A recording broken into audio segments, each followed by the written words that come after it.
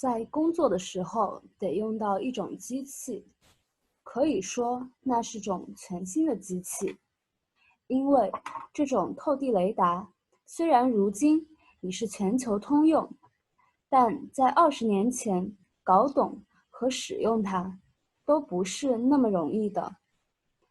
大家可以想象一下，在萨丁岛的一座你们熟悉的小山上画一条200米长的直线，比如 Monte Plana 吧，那里遍布石头、灌木丛等等这些东西，在那些石头和灌木之间，很难用这种吸尘机状的机器径直向前推进。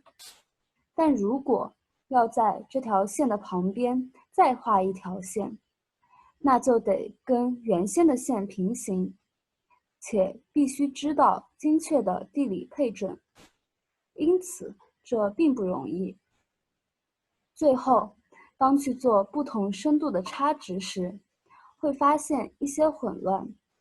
那么，产生这种情况的根本原因是什么呢？拉涅利教授推动了这些意大利透地雷达的制造，没有像大多数透地雷达一样装1-2根天线，而是装了16根，分为2组，每组8个。然后雷达就开始工作了，在1微秒的时间内，有一根天线，基本上就是透地雷达用的那种天线，也是航空雷达所用的。它向地下发射脉冲，是电磁脉冲，然后其他天线就能接收到反射信号。因此，从理论上讲，可以用16根天线中的1根进行发射，其余15根用来接收。这就是之后装配完成的探测车。还需要为它配备些什么呢？由于必须准确测量距离，并且必须测量 x、y、z 轴的坐标，因此给它配备了一个用于测量距离的多普勒仪和一个差分 GPS 系统，以获取那些产生反射信号的物体的坐标。为它配备了绞盘，因为它是要在地上被拖行的，所以如果地上有石头，那就先将这些大石头清除掉。简而言之，就算有些小灌木丛探测车也可以轻松通过。然后，在探测车行进的同时，看到地下所有的，可以以3维模式观察这个物体。也就是说，当探测车移动的时候，可以看到这个特殊物体的全貌，可以看到它究竟是延展开来的，还是解体的。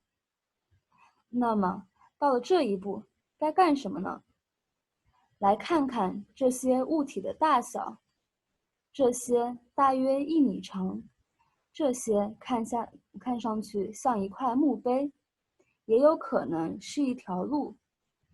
当然，也可以放大了看，来研究一下这些特殊点。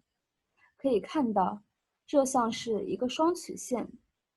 由这个双曲线可以认为这里有一个物体，这个物体形状略方，也许是一块墓碑。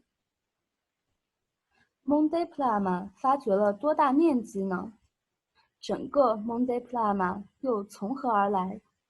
从800平方米的考古发掘来看，而教授的调查覆盖了16公顷土地。